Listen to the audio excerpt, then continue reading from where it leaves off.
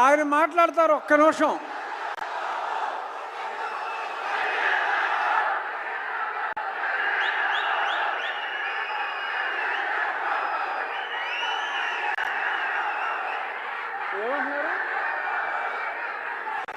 బాబు ఆగరా బాబు, సరే ఆగండి ఒక్క నిమిషం.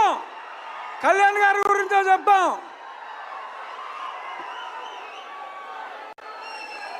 సినిమా రిలీజ్కు ముందే ఆంధ్ర రాష్ట్రంలో ఉన్న ఔరంగజేబు లాంటి వ్యక్తిని జయించడంలో ప్రముఖ పాత్ర వహించి ఇప్పుడు రియల్ లైఫ్ నుంచి రియల్ లైఫ్లో ఆ హరిహర వీరబల్లు పాత్రలో ఆయన శివాజీ కలలు గన్న సామ్రాజ్య స్థాపన కోసం ఏం చేశారో చూడబోతున్నాం.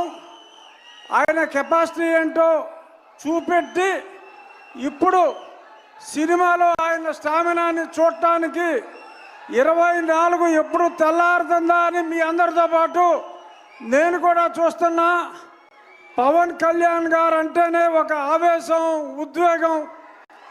Is the greatest human being. నటుడిగా కన్నా ఒక వ్యక్తిగా ఎంతో ఉన్నతమైన వ్యక్తి. ఇక ఏఎం రత్నం గారు స్కైలాబ్ వచ్చి మీద పడుతుందన్న ఆ పన్నెవన్ రాజు గారు మనకు ఇబ్బంది లేదు అని అంత ధైర్యం ఉన్న వ్యక్తి. ఎన్నో హిట్ సినిమాలు తీసిన వ్యక్తి. ఇప్పుడు కళ్యాణ్ గారితో ఒక సంచలనాన్ని సృష్టించడానికి ముందుకు వస్తున్నారు. All the best sir.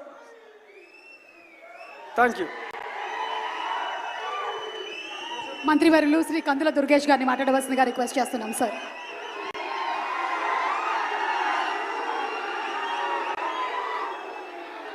అశేష అభిమాన జన సందోహంతో,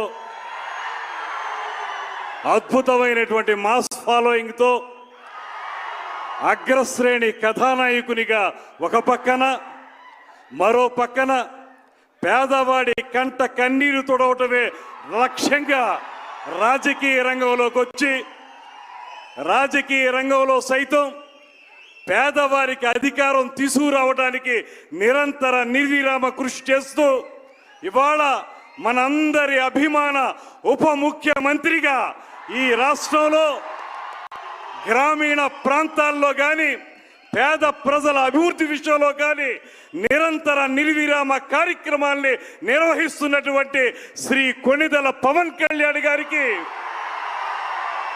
నిర్మాత ఏఎం రత్నం గారికి, ఈ వేదికను అలంకరించినటువంటి 50 మంది పెద్దలకి, అన్నిటికంటే మించి పవన్ కళ్యాణ్ గారి మాటే వేదంగా ఆయన ఏం చెప్తే అదే చేసేటువంటి కార్యకర్తలుగా ఆయన వెనక నిలబడి ముందుకు సాగుతున్నటువంటి అభిమానులందరికీ కూడా శిరస్సు వంచి నమస్సుమాంజలి తెలియజేస్తా ఉన్నా.